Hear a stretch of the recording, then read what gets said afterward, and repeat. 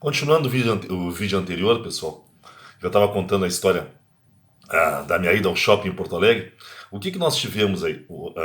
Por que eu fui convidado a sair de uma mesa de fundo e ir para frente do bar, na frente do piano, mesmo eu não estando trajado de acordo com aquele ambiente? Porque eu estou numa sociedade porto-alegrense que é uma sociedade capitalista. Embora tenha a força da terra, né, o fundamento de uma sociedade como Porto Alegre é o comércio e a indústria. Resultado, eu tenho uma sociedade burguesa. Eu saí de uma sociedade nobiliárquica, que é a sociedade pelotense, e passei para uma sociedade burguesa, que é a sociedade porto-alegrense da capital. Resultado, numa sociedade capitalista, burguesa, não interessa que roupa eu estou vestido. Não me interessa se eu estou ou não estou de acordo com alguma etiqueta. Interessa quanto eu estou disposto a gastar e quanto eu estou gastando. Isso é o capitalismo. E é isso que o iluminismo defendeu. As pessoas não têm que ser julgadas pela sua família. As pessoas não têm que ser julgadas de acordo com a etiqueta. As pessoas têm que ser julgadas de acordo com o seu capital. Ou seja, nós temos uma democracia iluminista, uma democracia burguesa. Ah, mas isso aí não é democracia, porque quem não tem dinheiro não vai poder entrar. Sim, mas o iluminismo não é para todos. E a burguesia não defende uma sociedade para todos. A ideia da sociedade para todos, ela vai surgir só depois. Está pior aqui essa luz. A ideia de uma sociedade para todos, pelo menos na teoria, vai surgir depois com o socialismo, mas aí é século XIX, nós estamos no XVIII. Né? E na sociedade capitalista burguesa, por que os iluministas defendiam que isso era mais democrático? Porque eles nem sabem de onde eu vim, eles não sabem quem eu sou, eles não sabem de que família eu venho, eles não sabem, eles não têm nem ideia, e nem querem saber quem eu sou, de onde eu vim. O que interessa para eles é quanto eu tenho e quanto eu estou disposto a gastar. Ou seja, é mais democrático porque é mais fácil eu adquirir dinheiro do que eu adquirir um título de nobre. Aí está a democracia iluminista burguesa. É mais fácil eu ganhar dinheiro do que eu ganhar nobreza, que é praticamente impossível quem não é nobre se tornar nobre. Mas é difícil, mas possível quem não tem dinheiro ganhar dinheiro. Essa é a base da sociedade iluminista burguesa, essa é a base da mudança que houve no século XVIII. Se eu vivesse antes do século XVIII, e vamos dizer que houvesse um shopping para os nobres, né, eu não conseguiria nem entrar na porta se eu não tivesse nobreza suficiente. Esse era o mundo antes do iluminismo. Pós-iluminismo, eu tenho um lugar onde eu não, na teoria, eu não vou ser julgado se sigo ou não sigo as etiquetas, ou de que família eu venho. Eu vou ser julgado por quanto capital eu tenho. E não interessa como eu juntei esse capital. Interessa se eu estou ou não estou disposto a gastar o capital. Capitalismo que nasce com o iluminismo, que nasce com a tomada do poder pela burguesia no século XVIII, segunda metade do século XVIII. Bom, o que mais que os iluministas fizeram? Os iluministas fizeram uma transformação que é sensacional. Antes do século XVIII, ou seja, no antigo regime, ou seja, no tempo do absolutismo, o Estado estava acima do cidadão. Ou seja, o governo podia tomar decisões e ele não precisava se explicar para a sociedade das suas decisões. O rei só deve satisfações a Deus. Né? Esse é o mundo absolutista do antigo regime. Os iluministas passam a defender que o cidadão está acima do Estado. Porque, afinal de contas, segundo os iluministas, o Estado só existe para representar o cidadão. Só existe o governo enquanto um instrumento da vontade da maioria, pelo menos na teoria iluminista. Ou seja, eu saio de um mundo onde o rei podia fazer o que bem entendesse e passo para um mundo onde eu entendo que o rei está a serviço da sua sociedade. Se o cidadão está acima do Estado, do governo, é sinal de que o cidadão possui direitos que nenhum governo pode desrespeitar. Graças a isso, os iluministas vão estabelecer uma lista de direitos que são fundamentais e que o governo não pode desrespeitar. Liberdade de expressão, liberdade de opinião, liberdade de imprensa, liberdade de crença, direito à vida, direito à propriedade, porque esse é o movimento burguês. Tá? Ninguém pode ser preso por dizer o que pensa. Ninguém pode ser preso por manifestar sua opinião. Ninguém pode ser preso por ter propriedade. E ninguém pode ter sua propriedade desrespeitada. Ninguém pode ser preso por defender sua fé. Isso é o iluminismo. Porque os iluministas defendem a ideia de que o Estado está abaixo do cidadão. Abaixo não. O Estado está a serviço do cidadão. Se o Estado está a serviço do cidadão, o fundamento é o cidadão. E por isso os iluministas criaram os chamados direitos humanos fundamentais. É daí que vem aquela frase do grande Voltaire, né? Onde Voltaire diz: não concordo com uma só palavra do que dizes, mas defenderei até a morte o vosso direito de dizê-las. E a liberdade de expressão, que é intocável. Não é à toa que os Estados Unidos, que nascem dentro desse contexto, a independência dos Estados Unidos vai ser graças ao iluminismo. Nos Estados Unidos há uma defesa tão radical da liberdade de expressão. Olha aqui quem foi. Vamos botar uma imagem aqui no meu notebook. Vamos ver se vai aparecer. Este é Voltaire. Esse é o cara da frase: não concordo com uma só palavra do que dizes, mas defenderei até a morte o vosso direito de dizê-las. Bueno, continuamos. O que mais nós vamos comentar dos iluministas? O iluminismo, o movimento iluminista, ele tem algumas ideias gerais, alguns princípios. Quais são os princípios do iluminismo? Primeiro, o racionalismo, a razão, valorização da razão. Não é à toa que os dois precursores do iluminismo, eles não são iluministas, eles são pré-iluministas. Eles vão inspirar o iluminismo, são René Descartes, né, e Isaac Newton. São os dois. Descartes, o grande defensor do uso da dúvida para se chegar ao conhecimento, criador da geometria analítica, né? O homem que defendia o método racional, a teoria dos sonhos de Descartes, né? Onde Descartes dizia que a verdade está na razão e não nos sentimentos, nos sentidos. Os sentidos nos afastam da realidade. A realidade se constrói através do uso da razão. René Descartes é o inspirador do iluminismo. Outro inspirador do iluminismo, Isaac Newton, né? É outro precursor do iluminismo, o homem da mecânica, do mecanicismo, das leis de Newton, que vocês estudam na parte física, né? Ele vai inspirar os iluministas com a sua defesa da razão e com a sua defesa da ciência. Nós estamos abandonando a fé do antigo regime, abandonando não. Nós estamos tirando a fé como guia maior, estamos tornando a razão o guia maior da humanidade. Por isso, o racionalismo. Além disso, o iluminismo critica os privilégios de classe, ou seja, o iluminismo critica o clero e critica a nobreza. O que mais? Combate o poder da igreja. O que mais? Defende a limitação do poder do governo, né, do Estado. O que mais? Defende que o governo não deve se meter demais na área econômica. Vamos comentar logo depois sobre isso. O que mais? Defende que existam leis que estão acima dos governos. É a defesa do sistema constitucional. Ou seja, para os iluministas, o governo deve se submeter às regras, às leis. Não é só a sociedade que se submete às regras, às leis. Os governantes também se submetem. E mais, se um governante não respeitar as leis, não respeitar o cidadão, é um direito da sociedade tirar o governante do poder. Foram os iluministas que criaram isso. Antes, atentar contra o rei, combater o rei, né, era crime de regicídio, era crime de desordem, de baderna, de rebeldia. A partir do iluminismo passa a se defender. É direito da sociedade combater governos corruptos, governos autoritários, governos nefastos. Né? Quem mais vai defender isso é um grande filósofo inglês do iluminismo, que é John Locke. É o cara que vai defender isso aí. Bom,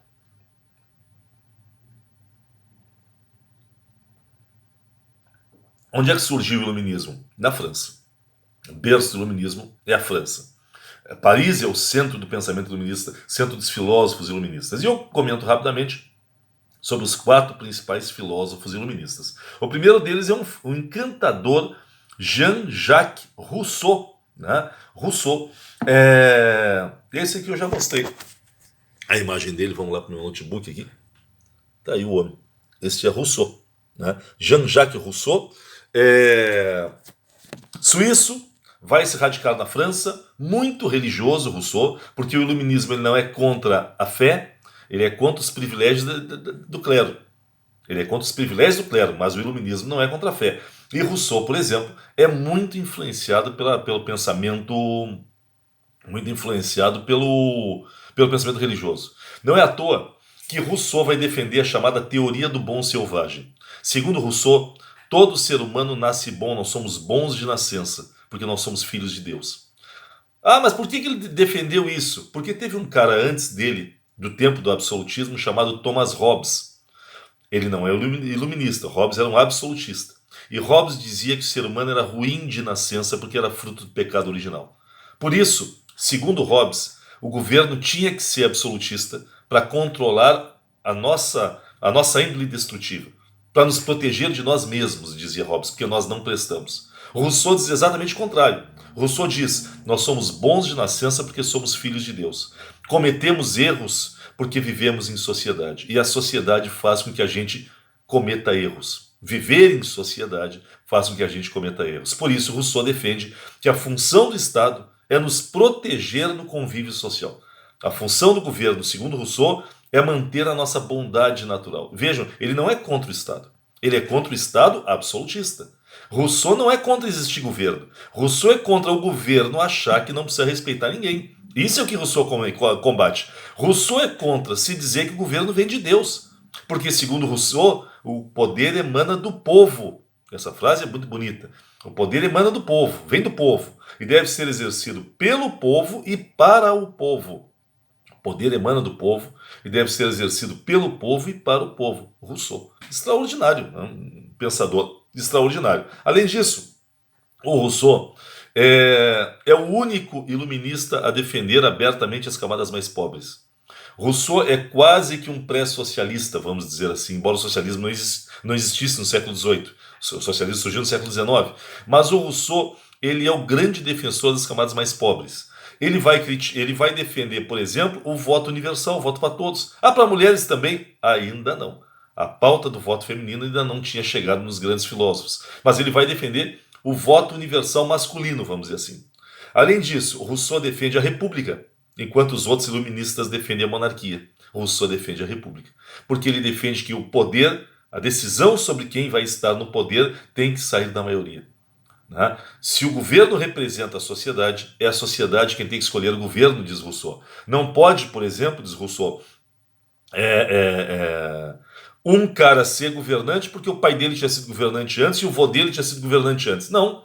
O poder não está no sangue, diz Rousseau. Então, por isso que ele é contra a monarquia. O poder está na soberania do povo. Este é o grande ensinamento de Rousseau. Tá? Uma figura fantástica, né? O pensador Rousseau. Que chega, inclusive, a criticar a burguesia. Apesar de ele estar escrevendo para um movimento burguês, num momento de tomada do poder pela burguesia, ele critica a ganância dos burgueses pelo capital. Né? Ele critica a ganância dos burgueses por privilégios. Então, é uma figura interessantíssima, o tal do Rousseau. O segundo grande iluminista que nos deixou uma obra maravilhosa. Só antes de passar adiante, a principal obra de Rousseau chama-se O Contrato Social. Tá? Quanto ao segundo, o segundo é Montesquieu, né? Uma figura fantástica. Vamos ver se a gente consegue botar a imagem dele aí. Este é Montesquieu. Vamos ver se eu consigo, eu sou ruim nesse negócio aqui, um horror. Tá? Este é o grande Montesquieu. O Montesquieu, ele tem uma contribuição fantástica no seu principal livro, que é o Espírito das Leis, porque o Montesquieu defende a ideia de que os governos devem ser capazes de se autocontrolar. Os governos devem ser capazes de se autocontrolar. Ou seja, segundo Montesquieu, tem que existir leis que limitem o governo. O governo tem que ser limitado pelo próprio governo. O governo deve criar leis, quer dizer, a sociedade deve ocupar o Estado, o governo, e criar leis para limitar o próprio Estado. Isso é o que Montesquieu dizia. E por isso ele vai criar uma grande contribuição para nós, que é a ideia dos três poderes. Foi Montesquieu que criou a ideia dos três poderes. Quais são os três poderes que, inclusive, existem no Brasil desde 1889, quando foi proclamada a República? Né? Poder executivo, poder legislativo e poder judiciário. Foi Montesquieu que criou a ideia dos três poderes. E por que ter três poderes e não só o poder absolutista do rei? Porque, segundo o Montesquieu, o poder tem que ser capaz de fiscalizar o poder. Assim, o judiciário tem que fiscalizar o executivo. O legislativo tem que fiscalizar o executivo.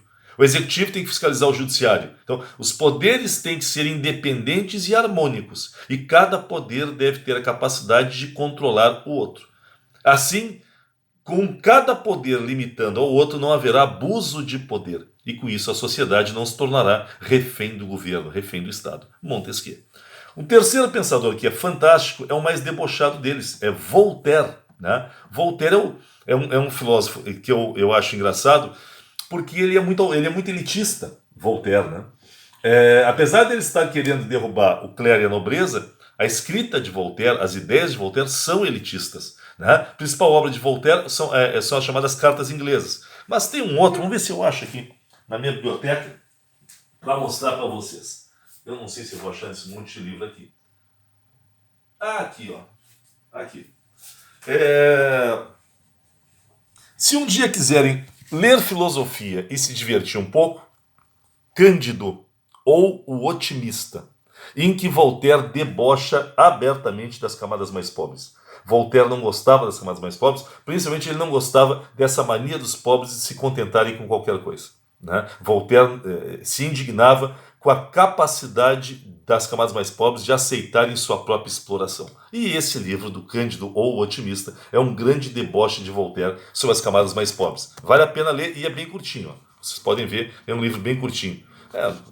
Por essa edição aqui, 94 páginas. Tá? O que é bem pouco para livros de filosofia. Bom, Voltaire, ele é o homem das frases. Já disse uma frase para vocês: não concordo com uma só palavra do que dizes, mas defenderei até a morte o vosso direito de dizê-las. Ele é o grande defensor das liberdades individuais, liberdade de expressão, de opinião, de imprensa, de crença. Voltaire é o homem dos direitos humanos, das liberdades individuais. Além disso, o Voltaire dos iluministas, ele é o que deixa mais claro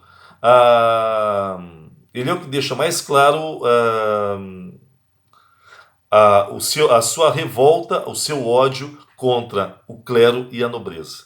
Ele é dos iluministas o mais radical opositor do clero, da nobreza e do próprio rei absolutista. É dele aquela frase, eu não me lembro muito bem como é que é, eu vou dar ideia só porque eu não me lembro bem como é que era, ele diz, por exemplo, um exemplo, tá? Eu não me lembro. O dia mais feliz da minha vida será o dia que o último nobre for enforcado nas tripas do último padre, algo desse sentido. Tá? Então ele critica o clero e a nobreza abertamente, um grande filósofo, um grande crítico do antigo regime, embora muito elitista, Voltaire. Tanto que ele diz que educação não deve ser para todos. Voltaire deixa claro que a educação para ele deveria ser reservada às elites, porque segundo ele, cada homem tem uma função social. E os pobres não devem estudar para não se desviar da sua função social, que é trabalhar. Né? Então, é Voltaire. Né? Mas não se esqueçam, este não é um movimento popular. O iluminismo é um movimento de uma nova elite, a elite burguesa, dos novos donos da sociedade, os donos do capital. Depois nós temos um quarto iluminista, que eu acho fantástico, que é dos iluministas, o que mais vai influenciar na independência dos Estados Unidos, que é John Locke. Vamos ver se eu tenho a imagem do Locke aqui. John Locke. Vou mostrar aqui. Este é o grande filósofo inglês, John Locke. É fantástica a obra de Locke, porque o Locke ele vai defender o direito de resistência à tirania, o direito de resistência à opressão. O que antes era considerado um pecado, lutar contra governos. Para Locke, a missão do governo passa a ser preservar os direitos dos cidadãos, estando submetido aos interesses do povo. Para Locke, o Estado deve estar a serviço da sociedade. Se o Estado não estiver a serviço da sociedade, é um direito legítimo da sociedade derrubar o Estado. Derrubar o governo, né? Derrubar o governo e ocupar o Estado de uma nova forma. Essa é a defesa de John Locke, que tem como principal livro Tratado sobre o Governo Civil. Tá? Locke, portanto, é o defensor da necessidade do Estado estar representando o seu povo. E o direito do povo de derrubar o Estado se assim não acontecer. Tá? Por isso que ele vai influenciar a Revolução Francesa depois, né? E vai influenciar a independência dos Estados Unidos depois. Tá? Independência dos Estados Unidos e Revolução Francesa vão beber nessa ideia de Locke. Tem uma outra ideia de Locke que é interessante. O Locke, ao contrário do Descartes, o que o Descartes defendia? A verdade vem do uso da razão. Ele é um racionalista. Locke diz que não. Que na verdade, vou ser redundante, a verdade vem dos sentidos, diz Locke. Só a razão, segundo Locke, não explica todas as coisas. Nós temos que experimentar. A experimentação é fundamental. Esse é John Locke. Por isso ele é o defensor do chamado método empírico. Ele é um dos grandes empiristas da história. Né? Locke vai criticar o Descartes. O Descartes vai dizer, os sentidos nos afastam da verdade. O que Locke vai dizer? Não. Se não fossem os sentidos, nós viveríamos num mundo racional que não existiria. Esse é John Locke. Por isso, John Locke diz, O ser humano não pode ser ruim de nascença, como disse Thomas Hobbes. Porque ele não viveu, por que ele vai ser ruim se ele não viveu? E o ser humano não é bom de nascença, como diz Rousseau, porque o ser humano não viveu. Quando é que nós nos tornamos bons e ruins? Pelas experiências que nós tivermos na vida.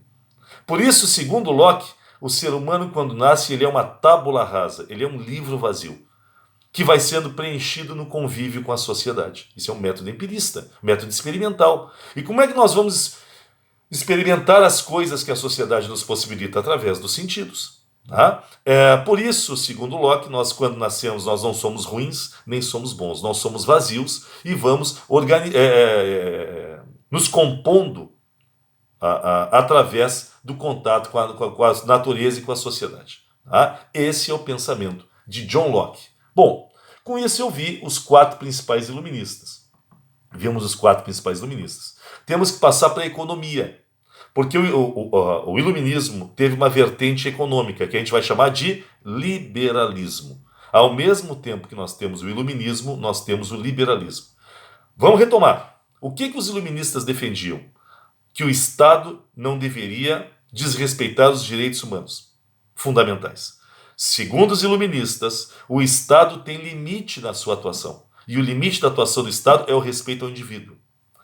O que os liberais vão dizer na economia? A mesma coisa para a economia. O que eles vão dizer? O Estado tem que ser limitado. O Estado não pode desrespeitar as regras da economia. As regras do indivíduo, quer dizer, o direito do indivíduo de participar da economia é maior do que o direito do Estado de querer regular essa economia. Se para os iluministas nós temos direitos humanos que são fundamentais, para os liberais na economia, a economia tem regras que não podem ser controladas, não podem ser atacadas pelo Estado. Quais são as regras que eles consideravam intocáveis na economia? Primeiro, livre comércio. As empresas têm que ter o direito de competir livremente. E a empresa que tiver mais competência tem o direito de dominar o mercado. Né? Livre concorrência. Né? Que é o que eles chamavam de laissez-faire, né? O laissez-faire, laissez-passer. Deixar fazer, deixar passar, porque o mercado se regula por si próprio. A mão invisível do mercado, a economia, ela acontece, ela gira. Assim como os homens se organizam, a economia se organiza. O Estado ele tem que estar a serviço da organização das pessoas. Assim como o Estado tem que estar a serviço da organização da economia. Mas o Estado não está acima dos cidadãos, como não está acima da economia. Vejam que iluminismo e liberalismo, eles se tocam. Eles são a mesma ideia. Qual é a ideia dos iluministas e dos liberais? Limitar o Estado, preservando o direito individual, a liberdade individual. É isso que os iluministas defendem, é isso que os liberais defendem. Além disso, para os iluministas, além do livre comércio, da não intervenção do Estado na economia, eles defendem também a lei dos mais fortes. As empresas que tiverem mais competência devem dominar o mercado. Não é função do Estado proteger empresas incompetentes. Se uma empresa fechou porque não teve competência para estar no mercado, o Estado não deve proteger essa empresa. Essa é a lei dos mais fortes. Além disso, eles defendem o livre comércio, e é por isso que eles são a favor da libertação das colônias. O liberalismo é a favor da libertação das colônias, porque os liberais defendem o livre comércio. Portanto, os liberais são a favor ou contra o pacto colonial? Contra. Porque o que é o pacto colonial? A colônia só pode comprar da metrópole e só pode vender para a metrópole. O que os liberais defendem? Livre comércio. Por isso que os liberais defendem a libertação das colônias. Né? Os liberais vão ser contra o pacto colonial. Além disso, os liberais também vão ser contra a escravidão, porque os liberais são burgueses. Os liberais são burgueses. Se os liberais são burgueses, eles têm um problema com a escravidão. O burguês vive do quê? Venda. Produção e venda. Se o liberal vive de venda, ele tem um problema com a escravidão. Escravo não consome, pessoal. Escravo não consome. Se escravo não consome, os liberais defendem salário. Os liberais são os defensores da criação de uma política salarial que permita aos trabalhadores consumir, porque para os liberais nada é mais importante do que o consumo, já que consumo gera produção. Produção gera renda. Renda gera pagamento de salários, que gera mais consumo, que gera mais produção, que gera mais renda, que gera mais salário, que gera consumo, produção, renda, salário. E aí nós temos o círculo do capitalismo, o círculo da riqueza capitalista. Tá? Portanto, os liberais e iluministas do século XVIII foram contra a escravidão e a favor da libertação das colônias. Tá?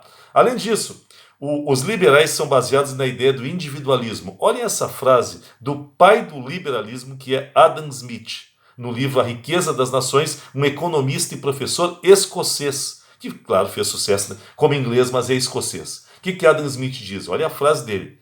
Se cada indivíduo cuidar somente de seus interesses econômicos, a sociedade como um todo irá prosperar. Olhem a base do individualismo da burguesia. Não tem esse negócio da gente ter que agradar o Estado. Não. Nós temos que pensar em nós mesmos. Se cada um de nós pensar só em si próprio, a economia como um todo vai prosperar. É a base do individualismo burguês do século XVIII que vai influenciar os liberais. Repito, principal liberal, Adam Smith. Principal livro de Adam Smith, A Riqueza das Nações. Vai ter um outro grupo de economistas nessa época chamados de fisiocratas, físio com S, tá? Fisiocracia. Os fisiocratas defendem as mesmas ideias que eu já disse. Livre comércio, não intervenção do Estado na economia, leis mais fortes, Estado a serviço da economia, né? Livre concorrência. Os fisiocratas defendem as mesmas ideias. Só tem um detalhe, para os fisiocratas, a riqueza verdadeira vem de um bem que não se multiplique, que é a terra. Por isso, para os fisiocratas, a verdadeira riqueza é a terra. Então, a maior diferença dos fisiocratas para os liberais é que para os fisiocratas a riqueza vem da agricultura e para os liberais a riqueza vem principalmente do comércio. Quem são os três principais fisiocratas? Quesnay, Gournay e Turgot. E aí você já vê que a fisiocracia é muito forte na França, enquanto que o liberalismo é forte na Inglaterra, né? Através do Adam Smith. Bom, continuamos.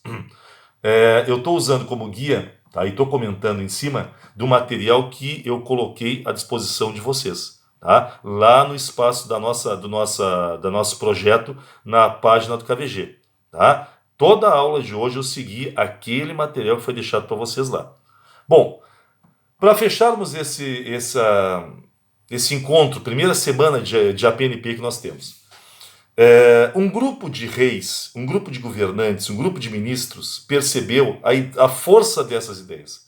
Percebeu que o iluminismo ia tomar conta do mundo, percebeu que a burguesia ia tomar conta do mundo, percebeu que aquele rei absolutista não conseguiria mais ser absolutista. O que esse grupo de pessoas, de governantes fez então? Eles fizeram pequenas reformas, adotaram pequenas ideias dos iluministas e dos liberais, mas não porque eles concordavam com essas ideias. Eles fizeram pequenas ideias para disfarçar que eles eram absolutistas. Então nós vamos ter um absolutismo disfarçado de iluminismo. Um absolutismo disfarçado de liberalismo. Como é que nós vamos chamar esses absolutistas que vão se disfarçar de iluministas? Nós vamos chamá-los de déspotas esclarecidos. Então, quem são os déspotas esclarecidos? Déspotas esclarecidos são governantes absolutistas que vão se disfarçar de iluministas, vão se disfarçar de liberais para não serem retirados do poder. Cita alguns: Frederico II da Prússia, Catarina II da Rússia, o primeiro-ministro Marquês de Pombal de Portugal. Tá? São exemplos de déspotas esclarecidos. Bom, e a última coisa dessa nossa primeira semana. Dois físicos e matemáticos perceberam a importância de juntar as ideias destes pensadores. Esses físicos e matemáticos perceberam que essas ideias eram tão revolucionárias que o mundo nunca mais seria o mesmo. Então eles organizaram um livro e pediram para cada um desses grandes pensadores escreverem artigos nesse livro, que vai ser guardado como o livro símbolo do pensamento iluminista liberal burguês. Esse livro se chama Enciclopédia, que vai dar ideia, inclusive, às enciclopédias. E Enciclopédia, portanto, foi um livro com o resumo das principais ideias do iluminismo e do liberalismo. Quem organizou? Diderot e D'Alembert. Diderot e D'Alembert, físicos matemáticos, vão organizar então textos sobre os principais iluministas, escritos inclusive pelos iluministas, né? E esses textos vão ser juntados num documento chamado Enciclopédia, que é o documento que contém o resumo do pensamento iluminista liberal burguês. Bom, com isso eu fecho nosso primeiro encontro com 1 hora de encontro. Estamos com 30 minutos nesse vídeo aqui. O anterior tem 33 minutos. Então nós temos mais ou menos 63 minutos de encontro, que é o que eu pretendo fazer a cada encontro. Para não ficar muito chato, para não ficar muito longo, porque eu sei que é ruim a gente ver na tela, né? Mas pelo menos nós vamos estar aprendendo, nós vamos estar trocando conhecimento, nós vamos estar discutindo para quem quiser, né? Espero que vocês tenham gostado.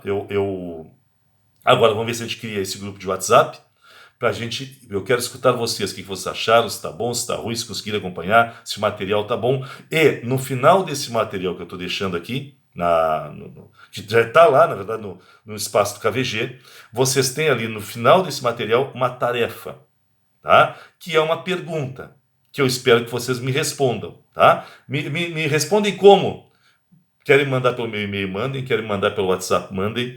Querem gravar e me mandar por WhatsApp, beleza. Tá? Querem mandar pelo Face, eu aceito qualquer coisa. Só que eu preciso que vocês... Primeiro, nós precisamos compor uma nota para vocês.